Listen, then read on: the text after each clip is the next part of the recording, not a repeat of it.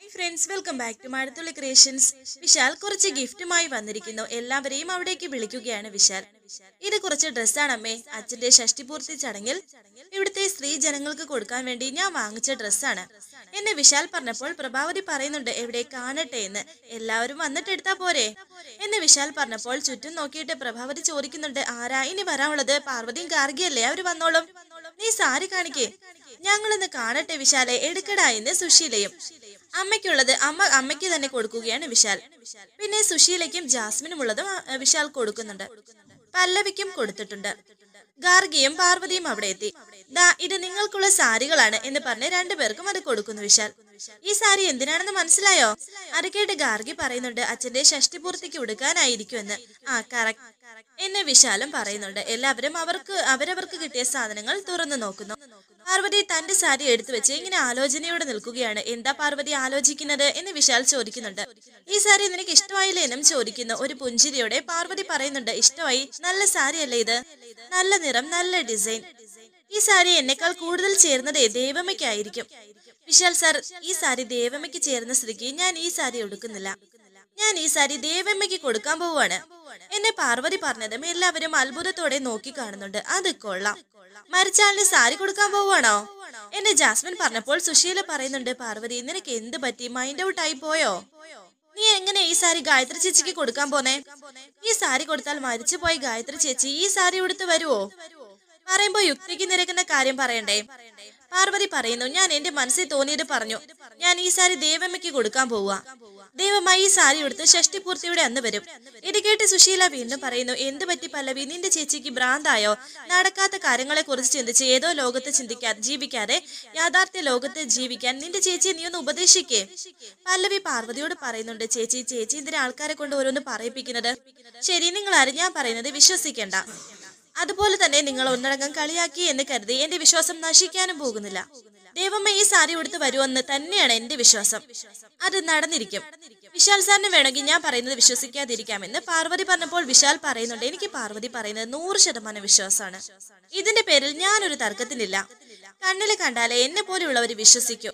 ഗായത്രി ചേച്ചി ഷഷ്ടിപൂർത്തിയുടെ അന്ന് വരുമെന്നല്ലേ പറയുന്നത്? വരട്ടെ, അന്ന് ഈ സാരി ഉടുത്ത് തന്നെ വരട്ടെ, അത് കണ്ടാ ഞാൻ വിശ്വസിക്കാം എന്ന് പറഞ്ഞ് പ്രഭാവതി പോകുന്നു. എല്ലാവരും അവിടെ നിന്ന് പോയപ്പോൾ വിഷമത്തോടെ നിൽക്കുകയാണ് പാർവതിയും വിശാലും. ശേഷം കാണിക്കുന്നത് പാർവതിയുടെ ഗ്രഹനില തയ്യാറാക്കുകയാണ് പല്ലവി. പല്ലവി എന്തോ എഴുതുന്നത് കണ്ട് വിപിൻ പല്ലവിയുടെ അടുത്തേക്ക് വരുന്നു. എന്താടോ, എന്തൊക്കെ ഈ പേപ്പറിൽ കുത്തി വരച്ച് കളിക്കുന്നത്? കളം വരച്ച് കളിക്കാണോ എന്നെ വിപിൻ ചോദിച്ചപ്പോൾ പല്ലവി പറയുന്നുണ്ട്, അയ്യോ ഇത് കളം വരച്ച് കളിക്കുമല്ല, ഞാൻ ഗ്രഹനില തയ്യാറാക്കുകയാണ്, ജാതകം. തനിക്ക് ജാതകം എഴുതാൻ അറിയാമോ എന്ന് വിപിൻ ചോദിക്കുന്നുണ്ട്. പിന്നെന്താ, അറിയാലോ, സത്യമായിട്ടും എനിക്ക് ജാതകം തയ്യാറാക്കാൻ അറിയാമെന്ന് പല്ലവി. അപ്പോ ജാതകം എഴുതിയും തനിക്ക് ജീവിക്കാം, ഇതെങ്ങനെയാ പഠിച്ചത് എന്നെ വിപിൻ ചോദിച്ചപ്പോ പല്ലവി പറയുന്നുണ്ട്, മുത്തശ്ശനാ എന്നെ ജാതകം എഴുതാൻ പഠിപ്പിച്ചത്. എനിക്ക് മാത്രമല്ല ചേച്ചിക്കും ജാതകം എഴുതാൻ അറിയാം. നാട്ടിൽ മിക്കവർക്കും ജാതകം എഴുതി കൊടുക്കുന്നത് മുത്തശ്ശനാ. ക്ഷേത്ര പൂജയും ജാതകം എഴുത്തൊക്കെയായി മുത്തശ്ശൻ മിക്കപ്പോഴും തിരക്കായിരിക്കും. അതുകൊണ്ട് എഴുതി കൊടുക്കേണ്ട എല്ലാ ജാതകങ്ങളും മുത്തശ്ശന് മാത്രമായിട്ട് എഴുതാൻ സാധിക്കില്ല. അന്നേരമേ ജാതകം എഴുതി കൊടുത്ത് മുത്തശ്ശനെ സഹായിക്കേണ്ട ജോലി എന്റേതാണ്. ഞാൻ ഒത്തിരി ജാതകം എഴുതാൻ മുത്തശ്ശനെ സഹായിച്ചിട്ടുണ്ട്. അപ്പോ പല്ലവി, ഞാൻ കരുതുന്നത് പോലെ ഒരാളല്ല എന്ന് വിപിൻ പറയുന്നു. സാർ എന്താ എന്നെ കുറിച്ച് കരുതിയത്? ഞാനെന്താ മന്ദബുദ്ധിയാണെന്നാണോ? വിപിൻ പറയുന്നു, അങ്ങനെ ഒരു ചിന്ത ഇല്ലാണ്ടില്ലെന്ന്. രണ്ടുപേരും അങ്ങനെ കണ്ണോട് കണ്ണ് നോക്കി നിൽക്കുന്നുണ്ട്. വിപിൻ ഇപ്പോ പല്ലവിയോട് ചെറിയൊരു ഇഷ്ടം വന്നിട്ടുണ്ട്. ഇത് ആരുടെ ജാതകം എഴുതുന്നത് എന്ന് വിപിൻ ചോദിക്കുന്നുണ്ട്. സ്വന്തം ജാതകമാണോ എന്ന്. ആണെങ്കിൽ എന്ന് പല്ലവി പറഞ്ഞപ്പോൾ വിപിൻ പറയുന്നുണ്ട്, ഒന്നുമില്ല, ഞാൻ വെറുതെ ചോദിച്ചെന്നേ ഉള്ളൂ. അല്ല, ഈ ജാതകം എന്തിനാ ഇപ്പൊ തയ്യാറാക്കുന്നത്? കല്യാണാലോചന വല്ലതും ഉണ്ടോ? ഏത് ചെക്കന്റെ വീട്ടിലേക്ക് കൊടുത്തയക്കാനാ എന്ന് വിപിൻ ചോദിച്ചപ്പോൾ പല്ലവി വിചാരിക്കുന്നുണ്ട്, എന്റെ ജാതകം ഞാൻ ഈ മുന്നിൽ നിൽക്കുന്ന ചുള്ള ചെക്കനല്ലേ കൊടുക്കൂ? ഞാൻ മരുമകളാവാൻ പോകുന്നത് ഈ കോടീശ്വരന്റെ വീട്ടിലേക്കല്ലേ? അതെ, എന്താ ഈ ആലോചിക്കുന്നത് എന്ന് വിപിൻ പല്ലവിയോട് ചോദിച്ചപ്പോൾ പല്ലവി പറയുന്നുണ്ട്, വിപിൻ സാറേ, ഇത് എന്റെ ജാതകമല്ല, ഇത് ചേച്ചിയുടെ ജാതകമാണ്. ചേച്ചിയുടെ ജാതകം ഇപ്പൊ എന്തിനാ എഴുതുന്നത് എന്നെ വിപിൻ ചോദിച്ചപ്പോൾ പല്ലവി പറയുന്നുണ്ട്, സാറിന്റെ അമ്മ പറഞ്ഞിട്ടാ ചേച്ചിയുടെ ജാതകം സാറിന്റെ അമ്മയ്ക്ക് വേണോന്ന് പറഞ്ഞു. അമ്മയ്ക്ക് എന്തിനാ പാർവതിയുടെ ജാതകം എന്നെ വിപിൻ പറഞ്ഞപ്പോൾ പല്ലവി പറയുന്നുണ്ട്, അത് എനിക്ക് അറിയില്ല, ജാതകം വേണോന്ന് പറഞ്ഞു, ഞാൻ എഴുതുന്നു, അത്രേ ഉള്ളൂ. പാർവതിയുടെ ജാതകം അമ്മ ചോദിക്കണമെങ്കിൽ ഏതോ ദുരുദ്ദേശം ഉണ്ടല്ലോ. എഴുതി കഴിഞ്ഞോ എന്ന് വിപിൻ ചോദിക്കുന്നു. എഴുതി കഴിഞ്ഞു എന്ന് പല്ലവിയും. എന്നാലേ ഇത് ഞാൻ തന്നെ അമ്മയ്ക്ക് കൊടുത്തേക്കാം എന്ന് വിപിൻ പറഞ്ഞപ്പോൾ, അത് വേണ്ട, ഇത് ഞാൻ തന്നെ കൊടുത്തേക്കാം എന്ന് പല്ലവി. അങ്ങനെ പല്ലവിയുടെ കയ്യിൽ നിന്നും വിപിൻ തന്നെ അത് അമ്മയ്ക്ക് കൊടുക്കാനായിട്ട് കൊണ്ടുപോകുന്നുണ്ട്. ഈ സമയം പ്രഭാവതി ആ ജാതകത്തിന് വേണ്ടി വെയിറ്റ് ചെയ്യാണ്. ആ പെണ്ണ് ജാതകം എഴുതിക്കൊണ്ട് വരുമെന്ന് പറഞ്ഞിട്ട് നേരം കുറെ ആയല്ലോ, അവളെ ഇനിയും കാണുന്നില്ലല്ലോ. ഗൃഹനില എഴുതി തരാം എന്ന് പറഞ്ഞത് ഉള്ളതാണോ അതോ ഇനി എന്നെ പറ്റിക്കാൻ പറഞ്ഞതാണോ? ഏയ്, അവൾ എന്നെ പറ്റിക്കില്ല. അവൾക്ക് എന്നോട് ആവശ്യത്തിൽ കഴിഞ്ഞ സ്നേഹവും പേടിയുണ്ട്. അതുകൊണ്ട് അവൾ ഏറ്റെടുത്ത കാര്യം കൃത്യമായിട്ടും അവൾ ചെയ്തിരിക്കുമെന്നൊക്കെ പ്രഭാവതി വിചാരിക്കുന്നു. അവിടേക്ക് വിപിൻ എത്തി. എന്താ നിനക്ക് വേണ്ടതെന്ന് പ്രഭാവതി ചോദിക്കുന്നു. അമ്മയ്ക്ക് ഇപ്പോഴും പാർവതിയോടുള്ള വിരോധം മാറിയിട്ടില്ലേ എന്നെ വിപിൻ ചോദിച്ചപ്പോൾ പ്രഭാവതി പറയുന്നു, നീ എന്താടാ ഇങ്ങനെ പറയുന്നത്? നിനക്ക് എന്താ വെളിപാട് വല്ലതും ഉണ്ടായോ? എടാ, ഞാൻ എന്തിനാ അവളോട് വിരോധം കാണിക്കുന്നത്? എടാ ചെക്ക, വെറുതെ ആവശ്യമില്ലാത്ത കാര്യം പറഞ്ഞ് എന്റെ അടുത്തേക്ക് വന്നാലുണ്ടല്ലോ ഞാൻ നല്ല പേട വെച്ച് തരുവേ. അത് കേട്ട് വിപിൻ വീണ്ടും ചോദിക്കുന്നുണ്ട്, അമ്മയ്ക്ക് എന്താ പെട്ടെന്ന് മാറ്റം ഉണ്ടായോ? എനിക്ക് വിശ്വസിക്കാൻ പറ്റുന്നില്ല. അമ്മയ്ക്ക് ഇപ്പൊ എന്തിനാ പാർവതിയുടെ ഗ്രഹനിലയും ജാതകവും? ഓഹോ, അപ്പൊ ആ പല്ലവിയെല്ലാം നിന്നോട് പറഞ്ഞല്ലേ എന്ന് പ്രഭാവതി. അവളായിട്ട് എന്നോടൊന്നും പറഞ്ഞിട്ടില്ല. അവിടെ ഇരുന്ന് ഈ ഗ്രഹനില എഴുതുന്നത് ഞാൻ കണ്ടു. ചോദിച്ചപ്പോഴാ പറഞ്ഞത് ഇത് പാർവതിയുടെ ഗ്രഹനിലയാണെന്ന്. അമ്മ ചോദിച്ചിട്ട് എഴുതിയതെന്നും പറഞ്ഞു. അതെ, പാർവതിയുടെ ഗ്രഹനില ഞാൻ ചോദിച്ചിരുന്നു എന്ന് പ്രഭാവതി. അമ്മയ്ക്ക് എന്തിനാ പാർവതിയുടെ ഗ്രഹനില? അതാ എനിക്കറിയേണ്ടതെന്ന് വിപിൻ വീണ്ടും ചോദിക്കുന്നുണ്ട്. പാർവതിക്കെതിരെ വല്ല കൂടോത്രം ചെയ്യാനാണോ എന്നും ചോദിച്ചപ്പോൾ പ്രഭാവതി പറയുന്നുണ്ട്, ഡാ വല്ല അടി വെച്ച് തരും കേട്ടോ. എടാ, നീ എന്നെ കുറിച്ച് ഇങ്ങനെയാണോ വിചാരിച്ചത്? എന്റെ അമ്മ എനിക്ക് നന്നായിട്ട് അറിയാമെന്ന് വിപിൻ പറയുന്നു. എടാ, നീ ഇളയ കുട്ടിയായോണ്ടേ നിന്നെ ആവശ്യത്തിലധികം കൊഞ്ചിച്ചും ലാളിച്ചും വളർത്തി. അതാ ഇപ്പൊ കുഴപ്പമായത്. അതുകൊണ്ടാ നീ നിന്റെ അമ്മയെ ശരിക്കും മനസ്സിലാക്കാത്തതെന്നും പ്രഭാവതി പറയുന്നു. അതൊക്കെ അവിടെ നിൽക്കട്ടെ, അമ്മ കാര്യം പറയും. എന്തിനായി ഗ്രഹനില എന്നെ വിപിൻ പറഞ്ഞപ്പോൾ പ്രഭാവതി പറയുന്നു, എടാ, നീ കരുതുന്ന പോലെ കൂടോത്രത്തിനും ദുർമന്ത്രവാദത്തിനും അല്ല ഈ ഗ്രഹനില ഞാൻ ചോദിച്ചത്. പാർവതിയുടെ ഗ്രഹനില വെച്ച് ഞാനൊരു പൂജ ചെയ്യാൻ പോവാണ്. പാർവതിയുടെ നന്മയ്ക്ക് വേണ്ടിയുള്ള പൂജ. ആ പൂജ ചെയ്താൽ പാർവതിയുടെ ജീവിതത്തിന് വലിയ മാറ്റങ്ങൾ ഉണ്ടാവും, ഉയർച്ചയുണ്ടാവും. എടാ മോനെ, ഞാൻ പറയുന്നത് നീ ഒന്ന് വിശ്വസിക്കുക. ആ ഗ്രഹനില ഇങ്ങത്താ എന്നൊക്കെ പറയുന്നുണ്ട്. ശരി, അമ്മ പറയുന്നത് ഞാൻ വിശ്വസിക്കുന്നു. അമ്മ എന്ത് ചെയ്യാലും അത് ഈ കുടുംബത്തിന്റെ നന്മയ്ക്ക് വേണ്ടിയായിരിക്കണം. അതെ, എനിക്ക് പറയാനുള്ളൂ എന്ന് പറഞ്ഞിട്ട് വിപിൻ പ്രഭാവതിക്ക് ആ ഗ്രഹനില കൊടുക്കുന്നു. എടാ മോനെ, ഞാൻ ഈ കുടുംബത്തെ മറന്നൊന്നും ചെയ്യില്ല. നീ എന്തിനാ എപ്പോഴും ആ പല്ലവിയുടെ അടുത്ത് ചുറ്റിക്കറ്റി നടക്കുന്നത്? നീ ആയിട്ട് അവളെ വിട്ടു മാറാത്തതാണോ അതോ അവളെ നിന്നെ വിട്ടു മാറാത്തതാണോ? എടാ, ഇപ്പൊ തന്നെ അവൾ എന്തിനാ ഈ ഗ്രഹനില നിന്റെ കൈ തന്നു വിട്ടത് എന്നൊക്കെ പ്രഭാവതി ചോദിച്ചപ്പോൾ വിപിൻ പറയുന്നുണ്ട്, ഇത് അവൾ തന്നതല്ലമ്മേ, ഞാൻ അവളുടെ കയ്യിൽ നിന്ന് പിടിച്ച് വാങ്ങിക്കൊണ്ട് വന്നതാ. ഈ ഗ്രഹനില വെച്ച് ഞാൻ അമ്മ എന്താ ചെയ്യാൻ പോകുന്നതെന്നേ എനിക്ക് അറിയണമായിരുന്നു. ശരി, അവള് നീ തമ്മി എന്താ ഒരു ചുറ്റിക്കളി എന്ന് പ്രഭാവതി ചോദിക്കുന്നു. ഒന്നുമില്ലമ്മേ, അവള് പ്രായമില്ലാത്ത പക്വതയില്ലാത്തൊരു കുട്ടിയല്ലേ. അമ്മയ്ക്കത് തോന്നിയിട്ടില്ലേ? അതുകൊണ്ട് അവൾ എന്തെങ്കിലുമൊക്കെ കാര്യമില്ലാത്ത കാര്യം പറയും, ഇല്ലെങ്കിൽ വഴക്കിടാൻ വരും, അത്രേ ഉള്ളൂ. അതിനപ്പുറം ഒന്നുമില്ലമ്മേ എന്നൊക്കെ വിപിൻ പറഞ്ഞിട്ട് അവിടെ നിന്ന് പോകുന്നു. ശേഷം കാണിക്കുന്നത് രാത്രിയിൽ ജാസ്മിൻ എന്തോ ഇരുന്ന് വായിക്കുന്നു. ഇത് ശ്രദ്ധിച്ച് സുശീല അവിടേക്ക് വരുന്നുണ്ട്. ഇവൾ എന്തായി വായിക്കുന്നതെന്ന് വിചാരിക്കുന്നു.